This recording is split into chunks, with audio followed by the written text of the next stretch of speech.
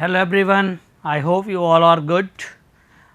So, we start as you see on the topic, that is the deflection of spring by energy methods.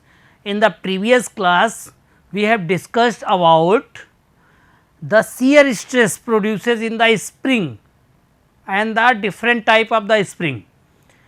But in helical spring, whenever we applied a load W, then the shear stresses produces in the spring, that is the F denoted by F shear stress equal to 8 W D capital D and divided by pi small d cube.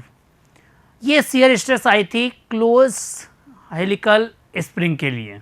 Okay तो अब deflection find करेंगे, उसी close coil के लिए हम लोग deflection find करेंगे.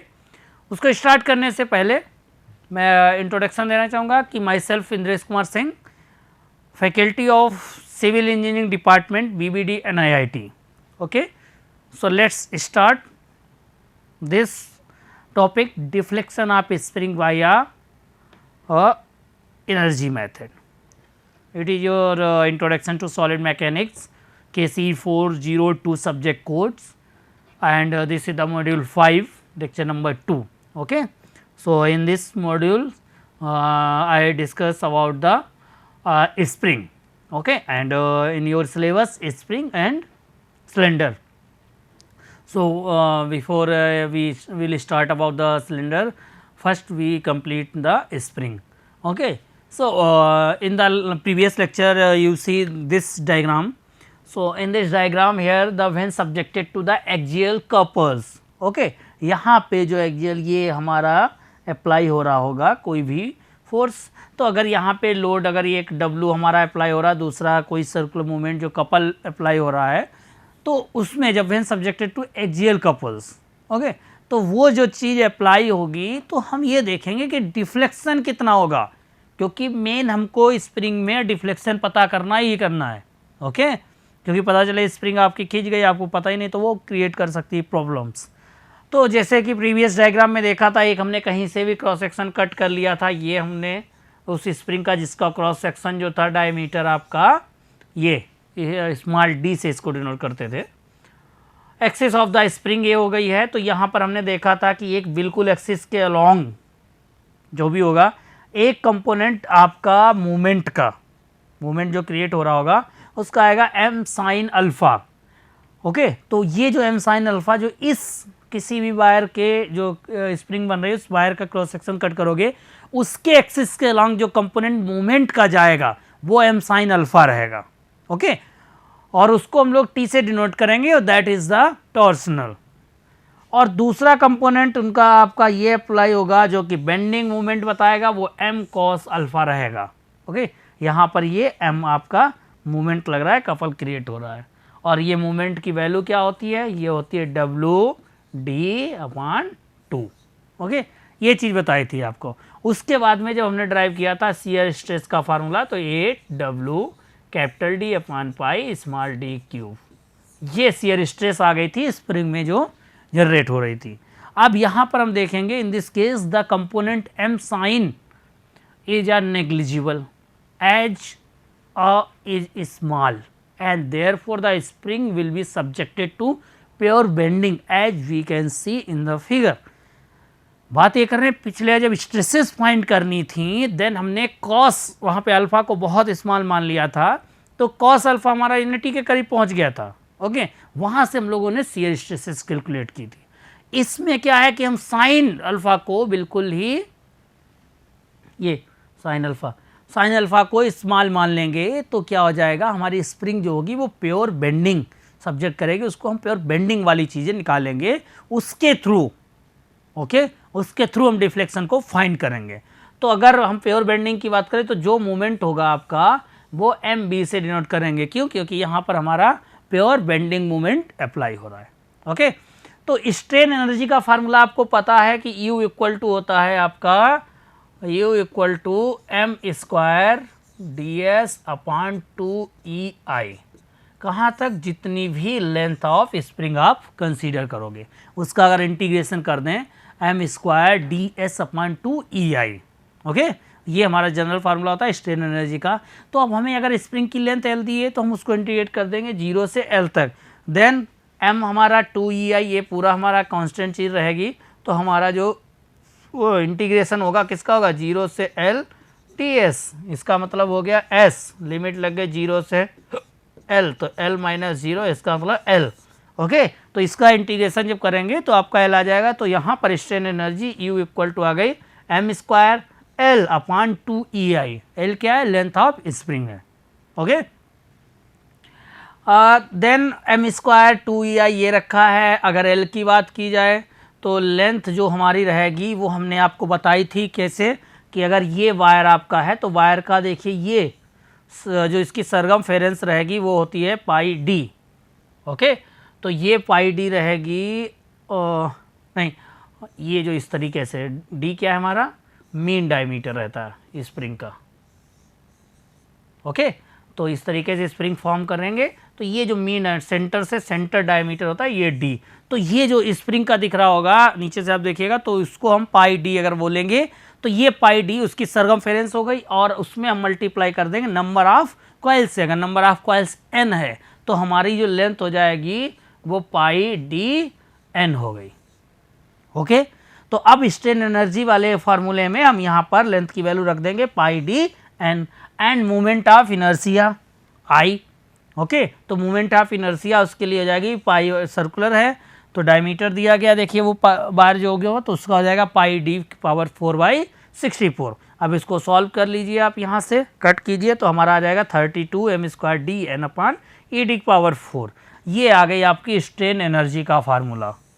Okay, strain energy spring में जो आ रही है यहाँ पे अभी जो ड्राइव किए हैं U, इसके टर्म मूवमेंट के टर्म में 32 m square D N upon E D power 4। अब रोटेशन ऑफ दिस स्प्रिंग अगर फाई की बात करें, रोटेशनल एंगल की बात करें फाई, ओके, तो वो कितना होगा वो हमें पता है कि स्ट्रेन एनर्जी को अगर डिफ्रेंशिएट कर दिया जाए मूवमेंट के रिस्पेक्ट में तो उसमें जो भी रोटेशन आ जाएगा, जो डिफ्लेक्शन उसका डिस्प्लेसमेंट जो रहेगा रोटेशनल वो अगर आ जाएगा तो वो डी अपॉन डी एम होगा। अगर इसको हम डिफ्रेंशिएट कर दें तो ये 2m आ जाएगा, तो 64 m D N upon E D power 4 radian आ जाएगा। ओके, मूवमेंट को सॉरी स्ट्रेन एनर्जी को मूवमेंट के रिस्पेक्ट में डिफ्रेंशिएट कर दोगे तो रोटेशन मिल जाएगा स्प्रिंग का। तो अब जो स्ट्रेन एनर्जी हम लोगों ने अभी लिखी है उसका देखा जनरल फार्मूला। तो when subjected to axial load, okay, spring बनाएंगे सबसे पहले, और इस स्प्रिंग में अगर मैं बात करूं इस तरीके से स्प्रिंग बना लीजिए। ओके, ये स्प्रिंग एक ऐसे नहीं, थोड़ा और साइज बने, ऐसे बने, ठीक। तो ये आपकी स्प्रिंग हो गई और इसमें यहाँ पर एक्सियल लोड W अप्लाई कर रहे हैं हम। तो neglecting the strain energy due to the direct shear, जो शियर होगी उसके कारण W स्ट्रेन एनर्जी स्टोर करेगा ये। ओके, स्ट्रेन एनर्जी जो स्टोर करेगा तो वो उसकी बात करें हम, मतलब शियर स्ट्रेस के कारण, तो U equal to F S square upon 4G into volume of the spring. Okay, इसको हम शियर स्ट्रेस के टर्म में बात कर रहे हैं। तो शियर स्ट्रेस के टर्म में जो हम लोगों ने कैलकुलेट किया था in previous classes, F S की वैल्यू फाइंड की थी। तो स्ट्रेन एनर्जी अगर इसके टर्म में मूवमेंट के टर्म होती तो हमारा फार्मूला होता है स्ट्रेन एनर्जी का m square D S upon 2EI, integrate कर दो वहाँ से आ जाएगी। और अगर शियर स्ट्रेस के बारे में बात करें तो हमारा U इक्वल टू होता है F S square upon 4G। Okay, ये हमारी जो टॉर्सन इक्वेशन होती है वहाँ से हम ये फार्मूला मूवमेंट की जगह पे निकाल सकते हैं। तो F S square 4G into volume of the spring. अब G क्या है यहाँ पर, मॉडुलस ऑफ रिजिडिटी है। ओके, तो हमको पता है कि एफ एस क्या होता है, एफ एस की वैल्यू आपको बता चुके 8WD upon pi D cube. यहाँ पे आप प्रीवियस में जो हमने ड्राइव किया है उसको वैल्यू को उठा के यहाँ पे पुट कर दीजिए। तो स्ट्रेन एनर्जी जो U इक्वल टू हो जाएगी वो हो जाएगी आपकी 8WD upon pi D cube का whole square divide by 4G into volume. तो वॉल्यूम क्या होगा sorry, cross sectional area into length. Okay, volume आ जाएगा। अब हमें मालूम है कि जो ये स्प्रिंग फॉर्म हो रही है इसका मीन डायमीटर की बात अगर की जाए तो क्या होगा, कैपिटल डी। अब अगर देखोगे तो आपको ऐसे दिखेगा क्रॉस सेक्शन, नीचे से अगर देखें स्प्रिंग को तो ये आपका डी हो गया, तो ये हो गई लेंथ पाई डी। अब ऐसी कितनी कॉइल हैं, n कॉइल होंगी। तो ये टोटल लेंथ आ जाएगी पाई डी एन, और एरिया कितनी होगी क्रॉस सेक्शन इसकी पाइप की, वो सॉरी वायर की जो लगी है वो पाई डी स्क्वायर अपॉन 4। तो जब हम मल्टीप्लाई कर देंगे पाई डी स्क्वायर इंटू 4 पाई डी एन, तो ये क्या आ जाएगा, वॉल्यूम आ जाएगा।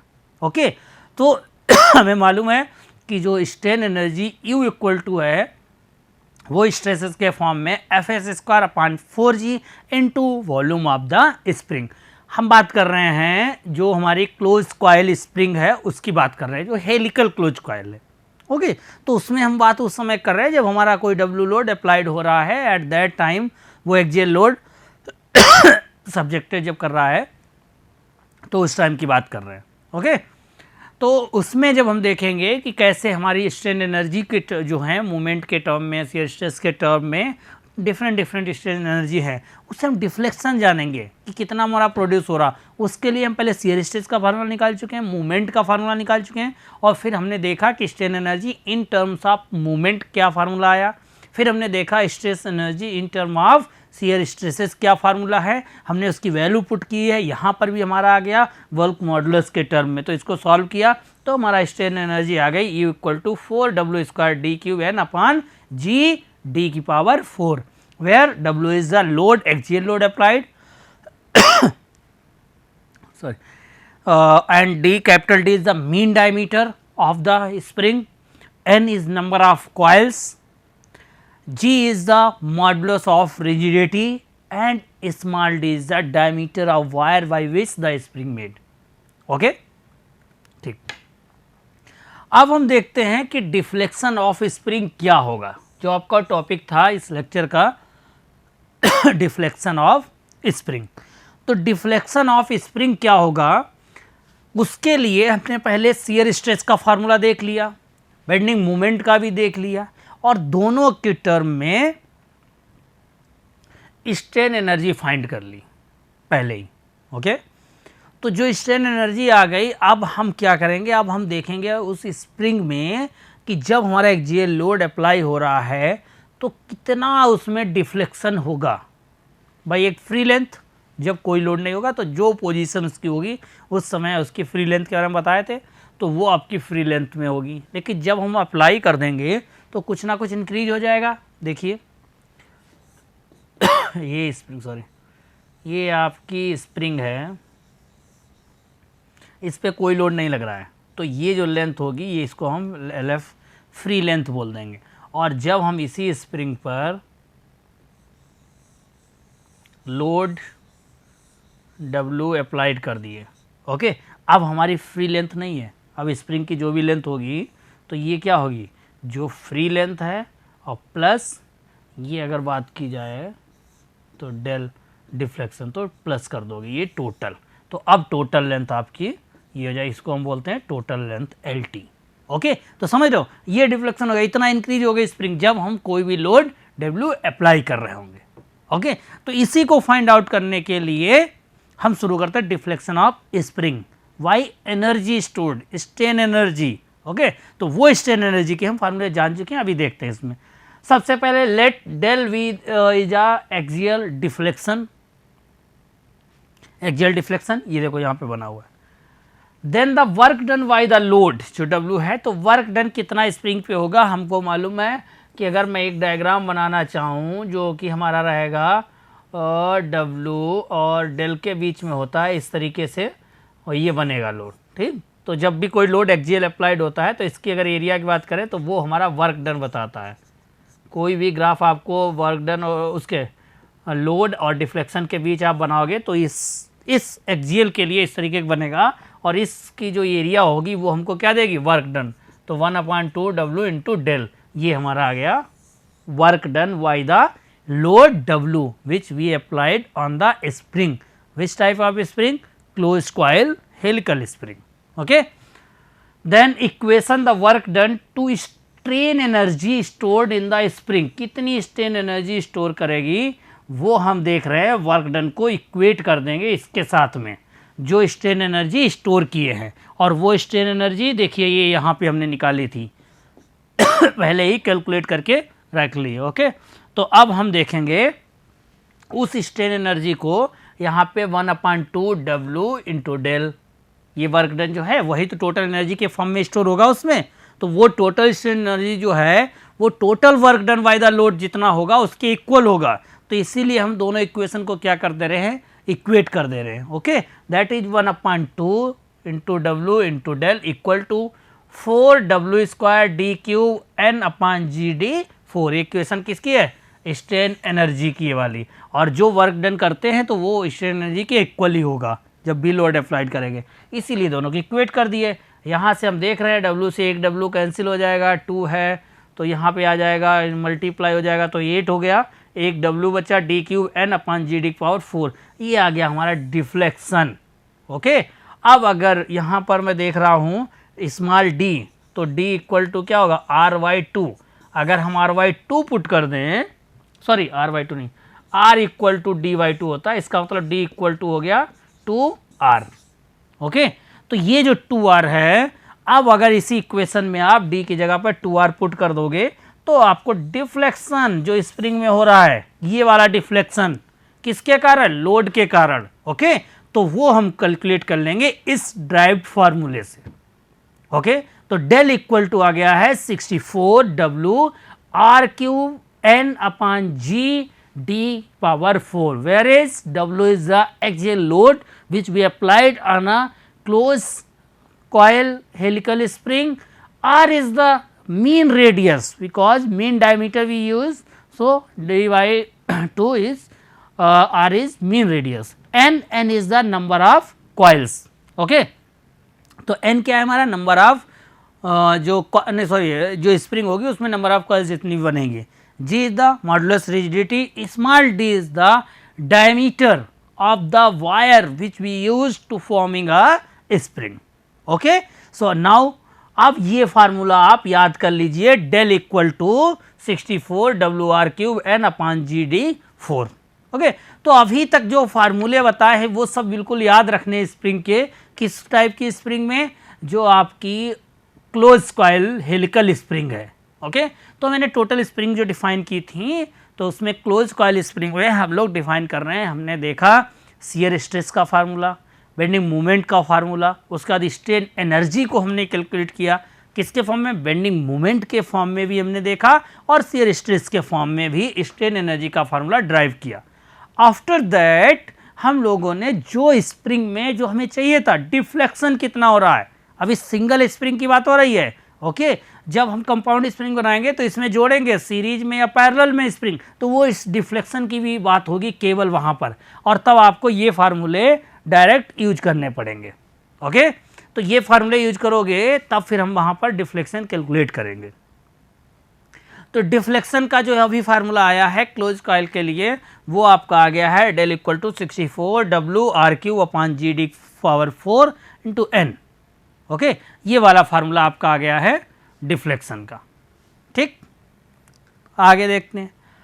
जब डिफ्लेक्शन आप कैलकुलेट कर लोगे स्प्रिंग में, सबसे इंपॉर्टेंट जो टर्म्स हैं हम लोगों ने पहले डिफाइन किए हैं, आफ्टर डिफ्लेक्शन उसका स्प्रिंग का बहुत ही इंपॉर्टेंट जो एक टर्म है, that is the stiffness of the spring. ये बहुत इंपॉर्टेंट चीज़ स्प्रिंग के टर्म में है। ओके, होती क्या है, बहुत आसान है, इसमें कोई अलग से चीज़ नहीं, एक टर्म सिंपल सा हमारा है, the stiffness of the spring is defined as the load required to produce unit deflection। Okay, means कि स्टिफनेस एक टर्म दिया गया, ये हमारा एक रेशियो है किसका, उस लोड का जिससे कि यूनिट डिफ्लेक्शन प्रोड्यूस हो, या हम ऐसे कह सकते हैं लोड पर यूनिट डिफ्लेक्शन, तो स्टिफनेस ऑफ स्प्रिंग आ जाएगी। ओके, तो अब हमको मालूम है डिफ्लेक्शन का भी फार्मूला मालूम है, लोड का W हम अप्लाई कर रहे हैं, दोनों मालूम है, तो उनको दोनों की पुट करके हम देख लें। तो यहाँ पर देखिए, the stiffness of the spring is defined as the load required to produce unit deflection. Equation deflection की ये देखो, प्रीवियस इक्वेशन लिए, del equal to 8w D cube N G D 4, या रेडियस के फॉर्म में अगर रखना चाहो तो हमारी ये है 64w r cube N upon G D power 4। Okay, for unit deflection del equal to 1 लिख देंगे, तो स्टिफनेस ऑफ द स्प्रिंग क्या हो जाएगी, W अपान ये K से भी डिनोट करते हैं, अभी वो हमने एक कांस्टेंट यूज किया था K से, तो इसलिए नहीं यूज करते, लेकिन स्टिफनेस को K से डिनोट करते हैं। ओके, इसको भी, तो ये आ जाएगा हमारा W अपान डेल। और W की वैल्यू क्या है हमारी, यहाँ पर हम W की वैल्यू अगर निकालेंगे कहाँ से, ओके W लिखा रहने दो, और इस डेल यहाँ पे देखिए लिखिए 64 W R क्यूब N अपान GD4, यहाँ से W कैंसिल, ये ऊपर चला गया तो हमारा बचा GD की पावर 4 64 R क्यूब N, क्या आ गया हमारा, स्टिफनेस आ गई, ये फार्मूला आ गया। This is the term as spring constant. Okay, तो इस टर्म को हम लोग स्प्रिंग कांस्टेंट भी बोलते हैं और K से डिनोट किया गया, ये देखिए यहाँ पे किया गया। ओके, तो आपको याद रखना है कि स्प्रिंग कांस्टेंट जो K से डिनोट कर रहे हो उसका फार्मूला क्या ड्राइव किया था, क्लोज हेलिकल जो स्प्रिंग है उसके लिए। तो वो फार्मूला जो आ गया है stiffness of the spring, that is the GD की power 4 64 R cube N, where G is the modulus rigidity, small d is the diameter of the wire by which the spring made, okay, R is the mean radius, N is the number of coils। okay, तो इतनी चीज़ें हो गई हैं, ये चीज़ें सारी आपकी स्प्रिंग के बारे में इतना हम लोग देख चुके हैं। इसके बाद में आपका रहेगा proof load.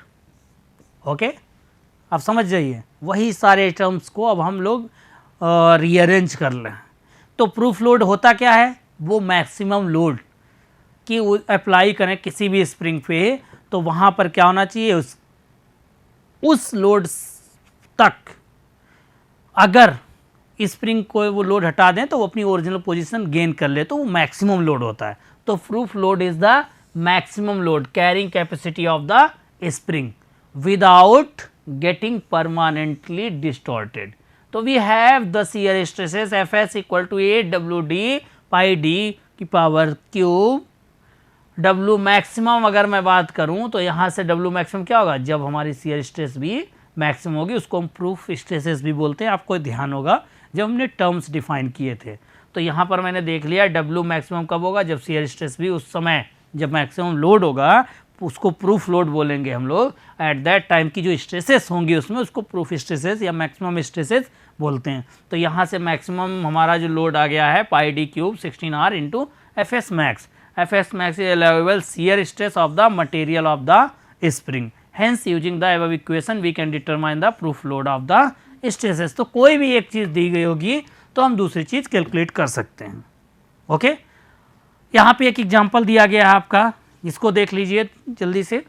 A close coil helical spring is made of 5 mm diameter wire, it is made up of the 30 coils. तो एन दिया है, 30 कॉइल दी गई, each of mean diameter is 75 mm दिया गया है, वायर का स्मॉल डी दिया गया 5, कैपिटल डी दिया गया है 75, एन की वैल्यू दी गई 30। इतना आसान है। If the maximum stress in the spring is not exceed to 200 F max 200 megapascal से ज़्यादा नहीं है, देन क्या डिटरमाइन करना है, proof load and extension of the spring when carrying the load take G की वैल्यू इतनी। ओके, तो यहाँ पे गिवन में दिया गया D N D R F S G की वैल्यू सब दी गई हैं। ओके, ये गिवन में दिया गया है। इतना सिंपल और आसान क्वेश्चंस आते हैं न्यूमेरिकल। अब हमको पता है डब्ल्यू का formula pi D cube 80 D F S, यहाँ पे वैल्यू पुट कर दो 131 न्यूटन आ गया प्रूफ लोड। सिंपल सा। डिफ्लेक्शन का फार्मूला हम कैलकुलेट कर चुके हैं, ड्राइव कर चुके हैं 64 WR क्यूब एंड GD की पावर 4, वैल्यू सारी पुट कर दो, ये आ गया 265.5 आपका आंसर। ओके, तो इस क्वेश्चन को ध्यान से देख लीजिए। ये न्यूमेरिकल बहुत आसान है क्योंकि एक कॉइल दी गई, क्लोज कॉइल हेलिकल स्प्रिंग दी गई है जो कि हमारी 5 mm डायमीटर वायर से बनी हुई है, जिसके 30 कॉइल तक रोटेट किया गया, उसको बनाया गया है। उसका mean diameter capital D outer plus inner divide by 2 बताए थे, 75 mm दिया गया। मैक्सिमम स्ट्रेसेस जो हैं आपकी एफेक्ट्स दी गई 200 मेगापास्कल, और सारी चीज़ें प्रूफ लोड पूछा गया और डिफ्लेक्शन। दो ही फार्मूले हमने ड्राइव भी किए हैं इस लेक्चर में, उनको यूज कर दो, तुरंत सॉल्व कर दीजिए। वैल्यू केवल पुट करनी है, दो फार्मूले लिखे हुए हैं, तो ये आप समझ गए होंगे कि न्यूमेरिकल के लिए दो फार्मूले बहुत इंपॉर्टेंट है स्प्रिंग में। ओके, तो इन दोनों फार्मूले को यूज करके और ये वैल्यू हम कैलकुलेट कर लेंगे, देख लीजिए। ओके, आप कैलकुलेशन करके देखिए, यही आंसर आ रहा है। ठीक, फिर इसके बाद में हम आगे अगले स्प्रिंग के बारे में डिस्कस करेंगे, ओपन कॉइल के बारे में डिस्कस करेंगे।